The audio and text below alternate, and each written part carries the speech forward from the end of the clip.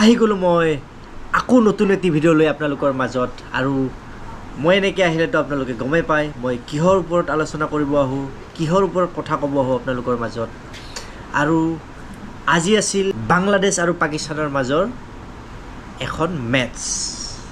কিন্তু বাংলাদেশৰ কথা কি ক'ম আৰু পাকিস্তানৰো কথা কি ক'ম, দুয়োটা টীমৰে সেই একেই অৱস্থা আৰু একেই সেই ঘিচি পিচি ক্ৰিকেট খেলি আছে। মই যিটো ভাবিছিলোঁ সেইটোৱে হ'ল। মই ভাবিছিলোঁ বাংলাদেশে পাকিস্তানক বাইপাছ দিব আৰু সেইটোৱে হ'ল। বাংলাদেশৰ ক্ৰিকেট টীমটোই মই ভাবোঁ ৱৰ্ল্ড কাপ খেলাৰ যোগ্যতা নাই, ৱৰ্ল্ড কাপ খেলাৰ যোগ্যতা হেৰাই পেলাইছে। কি ক্ৰিকেট খেলি আছে ভাই।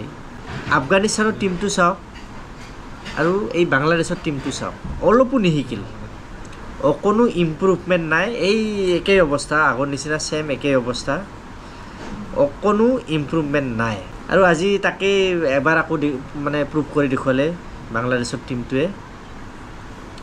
204 ৰান অল আউট, 50 অভাৰো খেলিব নোৱাৰিলে। পাকিস্তানে খুব ধুনীয়াকৈ ৰানখিনি চেছ কৰি ল'লে। কিন্তু পাকিস্তান টীমৰো অকণমানো কেলকুলেশ্যন নাই।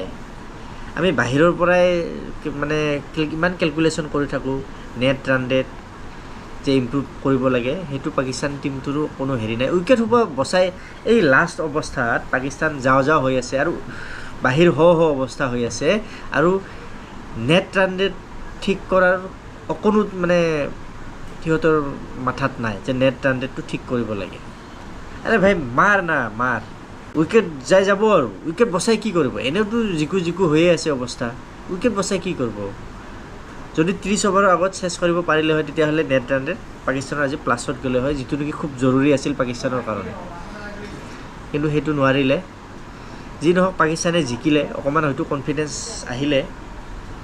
আৰু আজি যিটো অ'পেনিং জুটি পাকিস্তানে খেলুৱালে, মোৰ বোধেৰে এইটো বেষ্ট অ'পেনিং জুটি হয় পাকিস্তানৰ। এইটো প্ৰথম অৱস্থাৰ পৰা সেইটোৱে আছিলে বেষ্ট অ'পেনিং জুটি, এইটোৱে হ'ব লাগিছিল। যদিও ফকাৰ জামান ফেইল হৈছিল, তথাপিও চান্স অলপ দিব লাগিছিল। আমাক ৰোহিত শৰ্মা হ'লে হয়তো চান্স দিলেহেঁতেন, কাৰণ ফকাৰ জামান এজন জবৰদস্ত প্লেয়াৰ হয়। মোৰ এতিয়াও মনত আছে ICC চেম্পিয়নছ ট্ৰফিত ইংলেণ্ডত যিটো ইনিংছ খেলিছিল ফকাৰ জামানে, তাৰ কাৰণে ইণ্ডিয়া মেচ হাৰি গৈছিল। তো ফকাৰ জামান জবৰদস্ত প্লেয়াৰ, ভাল প্লেয়াৰ, 6 হিটিং এবিলিটিটো ইফতিকাৰ আৰু ফকৰ জামান এই দুজনৰে পাকিস্তানৰ টীমটো 6 হিটাৰ, এই দুজনেই পাকিস্তানৰ টীমটো। আৰু যিটো নেকি 6 হিটাৰৰ ওৱান ডে ইণ্টাৰনেশ্যনেল আৰু T20ত 6 হিটাৰৰ বহুত প্ৰয়োজন। মই নাভাবোঁ যে বাংলাদেশৰ টীমটো ৱৰ্ল্ড কাপ খেলাৰ যোগ্য। বাংলাদেশ টীমৰ ঠাইত যদি বেলেগ টীম এটা আহিলে হয়, আয়াৰলেণ্ডো যদি আহিলে হয়, তেতিয়াহ'লে খুব ভাল খেল হয়তো চাব পাৰিলে হয়। কিন্তু যেতিয়া ফিল্ডত নামে তেতিয়াই গম পোৱা যায় যেন জিকিব অহা নাই, হাৰিবৰ কাৰণে ফিল্ডত নামিছে। কনফিডেঞ্চ লেভেলটো ইমান ল'। আৰু সাকিবুল হাছানক চালে এনেকুৱা লাগে যেন খেলিব লাগে ৱৰ্ল্ড কাপ, খেলিব আহিছে। মেচ যে জিকিব লাগে, বেটিং হওক বলিং হওক, অলপো ফেন্সবিলাকৰ কথা অলপো নাভাবে প্লেয়াৰবিলাকে। আমি 6 তারিখে আসছি বাংলাদেশের খেলা দেখার জন্য। বড় টিমগুলোর সাথে হাসছে, সেটা কোনো বিষয় না, সেটা কোনো কিছু মনে করে না। বড় টিমদের সাথে হাসছে, নেদারল্যান্ডের মতো একটা দলের সাথে তারা কি হবে?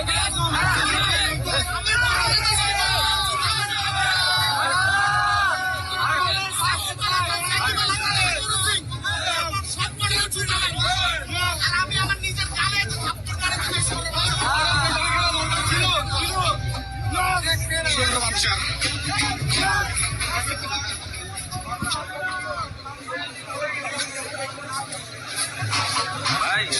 পাকিস্তানের সাথে ম্যাচ দেখতে আসবেন?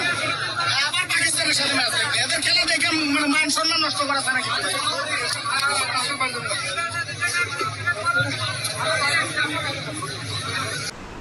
বাংলাদেশৰ টীমটোৱে সিহঁতৰ ফেন্সৰ কথা অলপো নাভাবে। এতিয়া মেচ চাওঁতে আমি গম পাওঁ কিমান ফেন্সবিলাক কিমান আহে, কিমান আশা লৈ আহে, কিমান হেৰি লৈ আহে। কিন্তু কি হ'ব, এই একেই অৱস্থা পাকিস্তানৰ নিচিনা ছেম, ভাই ককাই না। আগৰ গৰু যোনফালে যাব পিছফালৰ গৰু সেইফালে যাব। তেনেকুৱা হৈছে বাংলাদেশ টীমটোৰো। যিও নহওক পাকিস্তানক আজি বাইপাছ দিছে, যাব দিছে। তো পাকিস্তান লেঙেৰাই গৈ আছে অকণমান, লেঙেৰাই এক খোজ দুখোজকৈ চাওঁ কি হয়, কিমান দূৰ যাব পাৰে। কিন্তু বাংলাদেশ ৱৰ্ল্ড কাপ খেলাৰ যোগ্য টীম নহয়। কাম নাই, বাংলাদেশ এনেকুৱা হ'লে ক্ৰিকেট বাদ দি দিয়াই ভাল।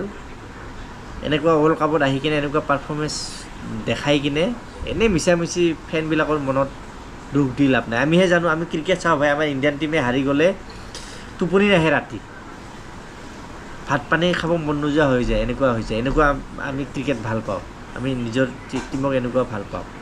গতিকে অকণমান ভাবিব লাগে ফেন্সবিলাকৰ কথা।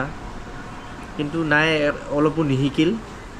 এই আফগানিস্তানৰ টীমটোৰ পৰা অলপ শিকি ল তহঁতে। তো সেয়াই। তো মই আজিৰ ভিডিঅ'টো ইমানতে সামৰণি মাৰিছোঁ। নেক্সট আকৌ আহি আছোঁ আপোনালোকৰ মাজত কাইলৈ ভাল মেটচ আছে, এখন জবৰদস্ত মেটচ হ'ব কাইলৈ, এখন নিউজিলেণ্ড আৰু চাউথ আফ্ৰিকা। কিন্তু মোৰ প্ৰেডিকশ্যন, যদি নিউজিলেণ্ডৰ টীমে প্ৰথমে বেটিং কৰে তেতিয়াহ'লে নিউজিলেণ্ড টীম জিকি যাব, আৰু যদি চাউথ আফ্ৰিকাৰ টীমে প্ৰথম বেটিং কৰে তেতিয়াহ'লে মই চাউথ আফ্ৰিকান টীমক আগত ৰাখিম, কাৰণ বহুত জবৰদস্ত বেটিং কৰি আছে প্ৰথমে বেটিং কৰি। কিন্তু চেছ কৰোঁতে আপোনালোকে চায়েই আছে কেনেকুৱা বেটিং কৰি আছে চাউথ আফ্ৰিকাই, সেইটো কালি গম পোৱা যাব। তো কালিৰ মেটচখনৰ হিচাপত যদি নিউজিলেণ্ড টীম প্ৰথমে বেটিং কৰে তেতিয়াহ'লে নিউজিলেণ্ড টীমক মই আগত ৰাখিম, আৰু যদি চাউথ আফ্ৰিকাৰ টীম প্ৰথমে বেটিং কৰে তেতিয়াহ'লে মই চাউথ আফ্ৰিকান টীমক আগত ৰাখিম। আজিৰ কাৰণে টাটা বাই বাই। মোৰ ভিডিঅ'টো যদি ভাল পাইছে লাইক, শ্বেয়াৰ আৰু মোৰ চেনেলটো ছাবস্ক্ৰাইব কৰি দিব, আৰু ভাল কমেণ্ট কৰিব। Thank you, good night.